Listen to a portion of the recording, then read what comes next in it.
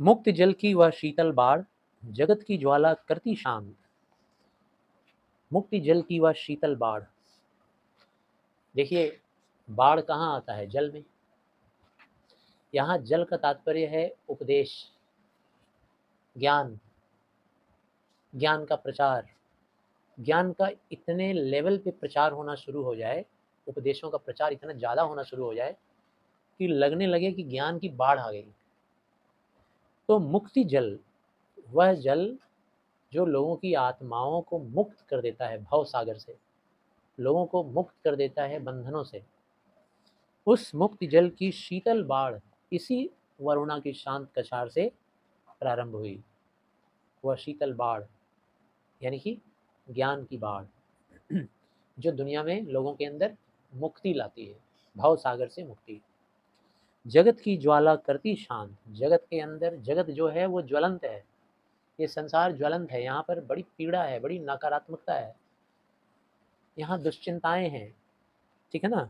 लोगों के अंदर एक नकारात्मक विचार है, उसी को बोला गया है क्या कि ज्वाला, जगत की ज्वाला को करती हुई शांत, यही वरुणा की शांत कछार।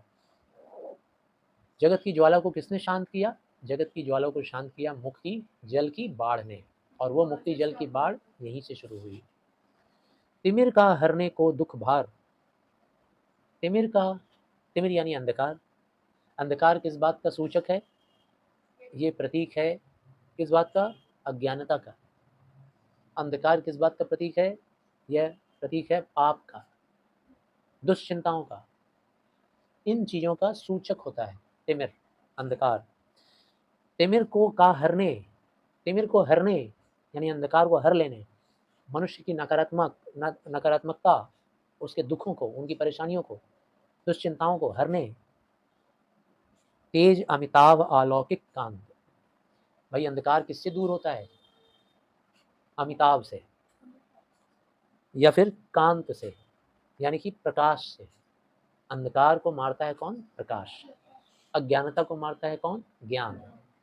तो इस संपूर्ण जगत की अज्ञानता को ज्ञान से मारने का, ज्ञान से मारने का कारण कहाँ शुरू हुआ? यहीं शुरू हुआ, वरुणा के शांत कछार पर शुरू हुआ। तो उसमें ये जानना जरूरी है कि अमिताभ क्या है। अमिताभ गौतम बुद्ध का ही दूसरा नाम, पर्यायवाची है। अलौकिक, अलौकिक मतलब जो ये सांसारिक ना हो, संसार के परे की चीज, वो अलौकिक कहलाते हैं। अलौकिक कांत यानी अत्यंत तेजस्वी। तो गौतम बुद्ध को अमिताभ का अर्थ में समझा रहा था, अमिताभ भी गौतम बुद्ध का पर्यायवाची है। आभ का मतलब होता है प्रकाश, अलौकिक कांत यानी कि अत्यंत तेजस्वी प्रकाश। अत्यंत तेजस्वी प्रकाश से ही अंधकार दूर होता है। यानी अत्यंत तेजस्वी प्रकाश का यहाँ पर पर्याय कौन है? पर्यायवाची, उसके पर्यायवाची है गौतम बुद्ध, जो आए थे संसार के तिमिर को दूर करने, संसार के अंधकार को दूर करने। देव कर से पीड़ित विक्षुब्ध प्राणियों से कह उठा पुकार। देव कर से पीड़ित यानी कि ये जो पीड़ित सभा है, सभा बोलना गलत है, ये जो संसार का पीड़ित जन समूह है, उन जन समूह को ज्ञान का उपदेश देने के लिए कह उठा, एक पुकार के रूप में कह उठा। तोड़ सकते हो तुम भव बंध, तुम्हें है यह पूरा अधिकार। गौतम बुद्ध ने, उन्हीं को देव कहा गया है, गौतम बुद्ध ने आकर लोगों को ये ज्ञान दिया, इस बात का उपदेश दिया कि तुम भी तोड़ सकते हो, ये तुम्हारे लिए असंभव बात नहीं है, तुम भी तोड़ सकते हो भव बंध। भव बंध यानी कि सांसारिक बंधन, सांसारिक मोह माया को तुम भी तोड़ सकते हो, तुम्हें है पूरा यह अधिकार। और क्यों ना तोड़ो? जीवन पाए हो जीवन जीने के लिए, ज्ञान प्राप्त करने के लिए, प्रेम प्राप्त करने के लिए। तो जीवन में ज्ञान और प्रेम की प्राप्ति करने के लिए, जीवन को सफल बनाने के लिए तुम भी इस अंधकार को तोड़ सकते हो, और तोड़ने का पूरा अधिकार है तुम्हें। इस तरह का ज्ञान देने के लिए कौन आया? गौतम बुद्ध। अपने अत्यंत तेजस्वी ज्ञान से इस संसार के अंधकार को दूर करने के लिए वे आए। तोड़ सकते हो तुम भवबंध, तुम्हें है पूरा अधिकार। अरिवरुणा की शांत कछार, तपस्वियों के विराग की प्यार। फिर से आखिरी पंक्ति शुरू हो रही है, आखिरी नहीं सॉरी, इसके बाद भी एक और है। छोड़कर जीवन के अतिवाद। अब देखो यहाँ पर एक उपदेश दिया जा रहा है सभी पाठकों को, जीवन के अतिवाद को छोड़ दिया कीजिए। अतिवाद क्या होता है भाई? किसी भी एक पहलू को ज़्यादा समर्थन देना, उसको कहते हैं अतिवाद। अति का मतलब जानते हो ना, अति बहुत ज़्यादा, ठीक है ना। कोई एक जीवन का पहलू, जैसे मान लो कोई एक सिद्धांत, उस सिद्धांत को लेकर तुम इतने पक्षपाती बन जाओगे, इतने अंधविश्वासी ना बनो, इतने पक्षपाती ना बनो, तो क्या बनो भाई? मध्य पथ से लो सुगति सुधार। सुगति का मतलब होता है अच्छे विचार। मध्य पक्ष लो, किसी भी पहलू, किसी भी सिद्धांत को लेकर के पक्षपाती मत बनो, अंधा विश्वास कर्ण की तरह मत करो। दुर्योधन का एक पक्ष ले लिए जानते हुए भी कि अधर्मी है, बुरा है, पक्षपाती नहीं। तुमको सम बनना पड़ेगा। सम मतलब हर चीज को लेकर चलना होगा, सभी के पक्ष में थोड़ा थोड़ा रहना पड़ेगा, ठीक है ना। बुराइयों को भी अपनाओ, किस सेंस में भाई? ये भी जो बुराई है वो हम जब तक नहीं करेंगे तब तक जानेंगे कैसे कि अच्छाई क्या होती है। तो उसको इतना नेग्लेक्ट मत कर दो। बुराई अपनाओ मतलब गलत बात मत समझना, इसका मतलब ये नहीं हुआ कि बुराई अपना लो। एक बार तो आपको देखना ही होगा कि आखिर इसमें क्या बुराई है, ठीक। पक्षपाती ना बनो। मध्य पथ से लो सुगति सुधार। दुख का समुदाय उसका नाश, समुदाय नहीं समुदय, दुख का समुदय उसका नाश, तुम्हारे कर्मों का व्यापार। दुख का समुदय उसका नाश। दुख जो होता है ना, वो जिस चीज से उदय होता है, अगर उसे नाश करना चाहते हो, मतलब जिन जिन तुम्हारे कर्मों से तुम्हें दुख की प्राप्ति होती है, अगर उसका नाश करना चाहते हो तो तुम्हारे कर्मों का ही ये व्यापार है। अपने कर्मों पर विशेष ध्यान दो कि किस कर्म से दुख प्राप्ति हुई है और तब उसका नाश करो। तो यहाँ इस पंक्तियों में वरुणा की शांत कछार के बारे में नहीं बोली जा रही है। इन पंक्तियों में बताया जा रहा है आप लोगों के लिए क्या संदेश है। गौतम बुद्ध का ही निसंकोच ये संदेश रहा होगा। विश्व मानवता का जय घोष, यहीं पर हुआ जलद स्वर मंद्र। जलद स्वर मंद्र का मतलब होता है बादल की तेज गर्जन की तरह। बादल का तेज गर्जन होता है ना, गड़ गड़ गड़ गड़ गड़ गड़ धड़ धड़ धड़ धड़ आवाज सुनाई देता है बारिश के दिनों में।